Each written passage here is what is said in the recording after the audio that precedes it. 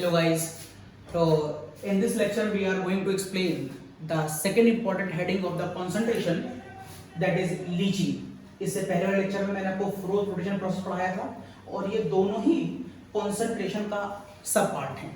concentration का मतलब होता है removal of impurities, journal impurities, कोई स्पेसिफिक इम्प्योरिटीज नहीं, जर्नल इम्प्योरिटियों को हटाना concentration कहलाता है, जो कभी फ्रोथ से हटाया जाता है और कभी लीचिंग से।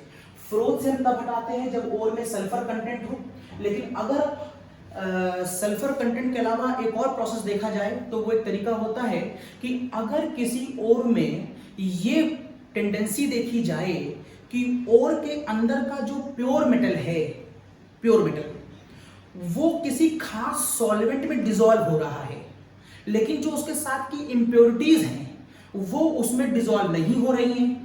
इसका मतलब है मेन मेटल डिसॉल्व हो गया और इंप्योरिटी डिसॉल्व नहीं हुई, जनरल इंप्योरिटीज। अब अगर हम इसका फिल्ट्रेशन कर दें इस घटना के बाद, तो जो डिसॉल्व हो चुका है वो फिल्ट्रेशन के प्रोसेस में फिल्टर्ड हो जाएगा और जो इंप्योरिटीज है वो रेसिड्यू की फॉर्म में ऊपर रह जाएगी। इस तरीके से भी मैं दोनों को अलग कर सकता हूं। इस प्रोसेस में दो इंपॉर्टेंट और हमारे यहाँ है, Ag2S और बॉक्साइट एल्युमिनियम। इसका मतलब Ag2S के अंदर आप कॉन्सेंट्रेशन दोनों मेथड से कर सकते हैं, फ्रोथ प्रोडक्शन से भी कर सकते हैं क्योंकि सल्फर है, और Ag2S के अंदर लीचिंग का प्रोसेस भी काम करता है। जबकि बॉक्साइट में आपको दिखाऊंगा इसमें लीचिंग बहुत इंपॉर्टेंट है। तो चलिए पहले मैं आपको Ag2S के बारे में बता दूं। मैंने डिफिनेशन लिखी ऊपर, वो देख लें। When or have a metal which is soluble in any special reagent like this, या कोई और ऐसा मिलता जुलता, while impurities do not react, इसमें पाई जाने वाली impurities do not react, that is remain insoluble. So after that by filtration impurities, कौन सी? General impurities can be separated. इस घटना का नाम है लीचिंग। मतलब लीचिंग प्रोसेस में प्योर मेटल और इम्प्योरिटी को सॉल्युबिलिटी के बिहाफ पर अलग किया जाता है। तो पहले हमें कुछ डिसॉल्व करना पड़ेगा। क्या देखते हैं सब Ag2S के इस प्रोसेस को एक्सप्लेन करने के एक साइंटिस्ट आया, एक नंबर का खूब पूछते हैं बोर्ड एग्जामिनेशन और कंपटीशन में। इस साइंटिस्ट को किस मेटलर्जी में यूज किया गया? तो वो मेटलर्जी है सिल्वर की। मैक आर्थर फॉरेस्ट ये साइंटिस्ट का नाम है। साइनाइड को उसने यूज किया तो नाम रख दिया गया साइनाइडेशन प्रोसेस। तो पूरा नाम है मैक आर्थर फॉरेस्ट साइनाइडेशन प्रोसेस। क्या करा उसने? सिल्वर की ओर ली, दैट इज अर्जेंटाइट, और मान लिया इस ओर के साथ कुछ इंप्योरिटीज हैं सॉइल और कुछ अननोन इंप्योरिटीज हैं, अनस्पेसिफाइड। इन इंप्योरिटीज को हटाने के लिए मैंने इसकी रिएक्शन करा दी NaCN से। NaCN एक मेरा रिएजेंट है, एक सॉल्वेंट है, ये इससे रिएक्शन करेगा लेकिन इनके साथ कोई रिएक्शन नहीं करता। कोऑर्डिनेशन केमिस्ट्री आप पढ़ चुके हैं, आपको मालूम है Cn एक लिगेंड है और सिल्वर एक डी ब्लॉक एलिमेंट है। इन दोनों से रिएक्शन होगी तो एक कॉम्प्लेक्स सॉल्ट बनेगा, कॉम्प्लेक्स सॉल्ट। और जितने भी कॉम्प्लेक्स सॉल्ट्स होते हैं वो वाटर में सॉल्युबल हैं। मींस इसकी और इसकी रिएक्शन से ये पूरा कंपाउंड, ये सिल्वर की जो मेन ओर है वो एक कॉम्प्लेक्स कंपाउंड में कन्वर्ट हो गई जो कि सॉल्युबल है, जबकि ये वाला अभी भी इंप्योरिटीज की फॉर्म में, इनसॉल्युबल की फॉर्म में पड़ा हुआ है। ये इंप्योरिटीज अभी भी इनसॉल्युबल हैं। तो अब इसके बाद अगर आप यहां पर फिल्ट्रेशन लगा दें तो आप कहेंगे फिल्टर करने के बाद ये तो चला जाएगा नीचे, लेकिन ये रेसिड्यू की फॉर्म में ऊपर रह जाएगा। इस तरीके से इंप्योरिटीज को अलग करना लीचिंग कहलाता है। तो लीचिंग प्रोसेस में इंप्योरिटीज को अलग किया जाता है on the basis of their solubility. ये इंपॉर्टेंट। बॉक्साइट, हम एल्युमिनियम की मेटलर्जी जो उसकी मेन इंपॉर्टेंट ओर है आपने हाई स्कूल में पढ़ी है बॉक्साइट। यहां कुछ खास बातें बता रहा हूं। बॉक्साइट तीन तरह का होता है, रेड बॉक्साइट, व्हाइट बॉक्साइट और नॉर्मल बॉक्साइट। रेड बॉक्साइट तब होता है जब बॉक्साइट में Fe2O3 की इंप्योरिटी हो। यहां पर ध्यान दीजिएगा, Fe जो है वो +3 है और जो Fe+3 होता है वो लाल रंग का है, उसी की वजह से ये रेड बॉक्साइट बन जाता है।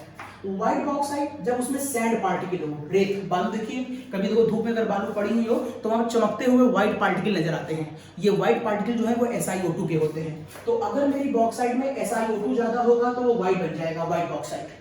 अगर इन दोनों की इंप्योरिटी एक साथ पाई जा रही है तो हम उसे नॉर्मल बॉक्साइट कहते हैं। अब हमें जानना क्या है, इन इंप्योरिटियों को अलग हटाना है। और कैसे हटाना है? हम अपनी एल्युमिनियम को डिसॉल्व कर लेंगे और इनको हम डिसॉल्व नहीं करेंगे और बाद में फिल्टर कर देंगे, जिससे ये अलग हो जाएगा और ये अलग हो जाएगा। इस घटना का नाम है लीचिंग। इनको करने के लिए अलग अलग साइंटिस्ट आए। बेयर प्रोसेस यहां पर यूज किया गया, Baeyer is the name of scientist. सर्पेक ने यहां पर अपना काम किया और हॉल ने यहां पर अपना काम किया। याद करने का तरीका बताऊंगा मैं आपको, फिलहाल अगली स्लाइड देखिए। हॉल प्रोसेस किसमें होगा?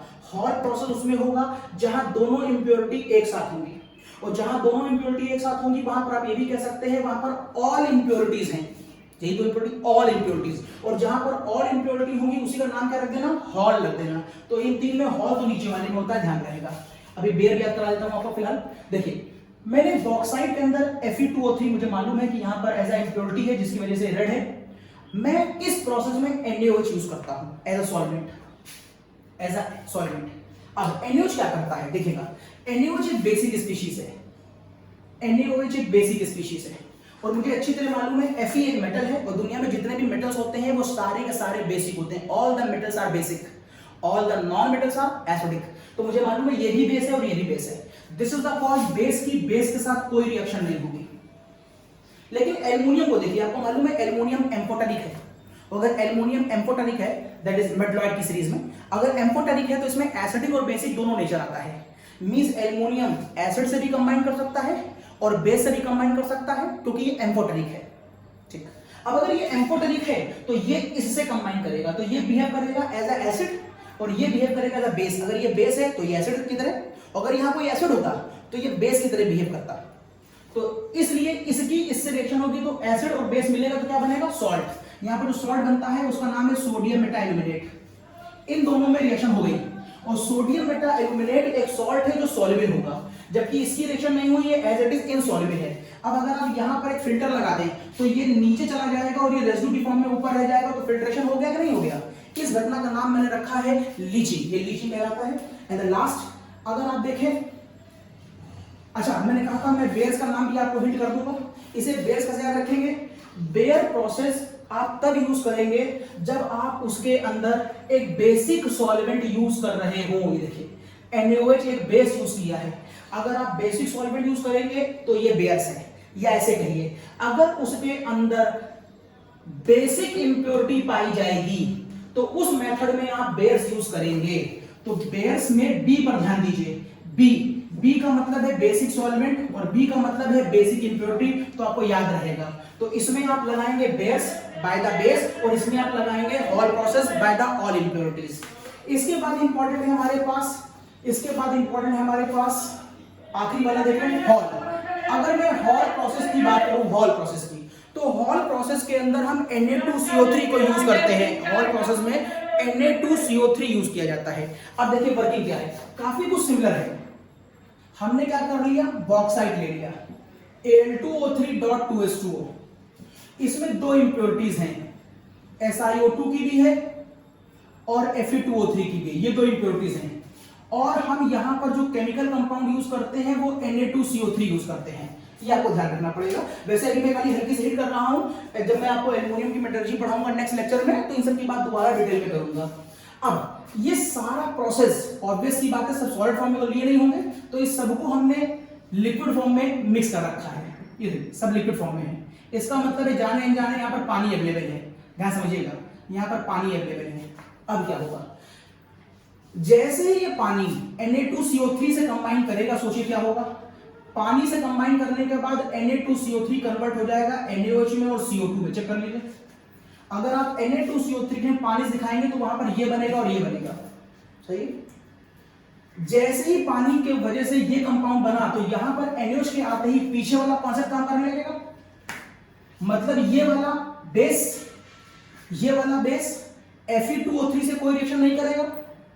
रेत कभी किसी से कोई रिएक्शन नहीं करती, रेत कभी रिएक्शन किसी से नहीं करती, बालू से कोई जनरल रिएक्शंस नहीं होती हैं एक्सेप्ट सम स्पेशल कैटेगरी। तो यहां पर NaOH बेस है तो बेस से कंबाइन करेगा नहीं, और रेत से कंबाइन करेगा नहीं, तो ना यहां रिएक्शन ना यहां रिएक्शन। लेकिन ये किससे करेगा, ये इससे करेगा क्योंकि ये एम्फोटेरिक है। एम्फोटेरिक का मतलब है ये एसिड और बेस दोनों है, तो ये और ये मिलकर फिर क्या बना लेगा, ये और ये मिलकर बना लेगा NaAlO2, फिर सोडियम मेटाइल्युमिनेट, और फिर वही पानी, यहां पर 2H यहां पर 2H, मतलब एक पानी यहां से निकलेगा और दो पानी यहां पर है, तो 3 पानी। और जो इंप्योरिटीज हैं वो एज इट इज, क्योंकि उन्होंने रिएक्शन करी ही नहीं। इसका मतलब ये कैसी आ गई, ये इनसॉल्युबल इंप्योरिटीज हैं। और ये सॉल्ट कैसा हो गया, और ये सॉल्ट हो गया सॉल्युबल। तो यदि आप यहाँ पर कोई फिल्टर लगा दें तो ये यहाँ से नीचे चला जाएगा और ये ऊपर रह जाएगा। इस तरीके से मैंने इन दोनों को सेपरेट कर दिया। तो ये भी एक प्रोसेस है लीचिंग का। सर पे बड़ी बात मैं आपसे जब एल्यूमिनियम मेटलर्जी पढ़ाऊंगा तो वहीं पर कर लूंगा। तो मैंने यहाँ पर आपसे बात बता दी किसकी, कॉन्सेंट्रेशन की। दो मेन इंपॉर्टेंट बता दी, फ्लो प्रोडक्शन बता दिया मैंने आपको, और उसके बाद मैंने आपको लीचिंग बता दी। इसके बाद जब कॉन्सेंट्रेशन का प्रोसेस खत्म हो जाता है, ग्रेविटी सेपरेशन और मैग्नेटिक के बारे में मैंने ज्यादा कुछ नहीं बोला, वो हाई स्कूल का आपका पढ़ा हुआ है, उसमें कुछ होता भी नहीं है।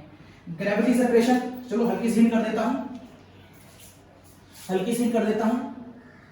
ग्रेविटी सेपरेशन, हम अगर ग्रेविटी सेपरेशन करना चाहें तो कैसे करेंगे, हम एक ऐसे स्लोप ले लेंगे और यहां से हम जो पाउडर ओर थी हमारी उसको ऊपर से यहां से गिरा देंगे और यहां पर हल्का सा फ्लो पानी का डाल देंगे, पानी का फ्लो। तो ऐसा करने पर इस ओर में, इस पाउडर ओर में जो हैवी पार्टिकल होंगे वो यहीं पर बैठ जाएंगे और जो लाइटर पार्टिकल होंगे वो पानी के साथ यहां पर आ जाएंगे। तो यहां पर आ जाएंगे लाइटर पार्टिकल और यहां पर हो जाएंगे हैवी पार्टिकल। इस तरीके से भी मैं दो चीजों को अलग कर देता हूं, या तो ये मेरे काम का होगा या फिर ये मेरे काम का होगा। मींस विदाउट एनी स्पेसिफिकेशन अगर आप कुछ इंप्योरिटीज को अलग कर देते हैं तो उस घटना का नाम कंसंट्रेशन है। अगर आप पानी के इस प्रोसेस से करते हैं तो उसका नाम ग्रेविटी है। दूसरा एक आपने पढ़ा है मैग्नेटिक सेपरेशन। इसमें भी कोई खास बात नहीं है। ये आपने एक इस तरह का रोलर ले रखा है, उसके ऊपर ऐसे एक रबड़ की बेल्ट घूम रही होती है, जैसे आटा पीसने वाली मशीन आपने देखी होगी। इसमें ये मैग्नेट का बना होता है, ये नॉर्मल है। ऊपर एक हुपर लगा हुआ है और ऊपर से हमने एक पाउडर और गिरा दी है, ये इस तरह से घूम रहा है।